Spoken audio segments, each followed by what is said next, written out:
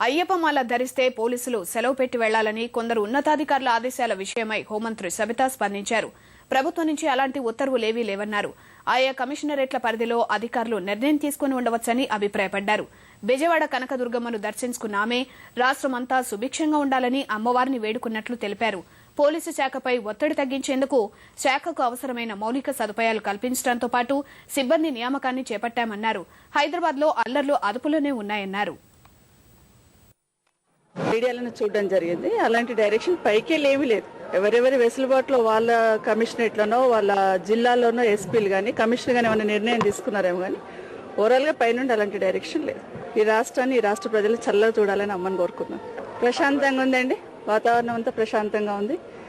ఎలాంటి సంఘటనలు అక్కడ ఉత్పన్నం కాలేదు. ఇన్సిడెంట్స్ జరిగినా కూడా విత్-ఇన్ హాఫ్ అన్ అవర్లో టోటల్గా కంట్రోల్ చేయడం జరిగింది. ఎలాంటి సంఘటనలు జరగలేవు, జరగబోవని ఆశిస్తున్నాను.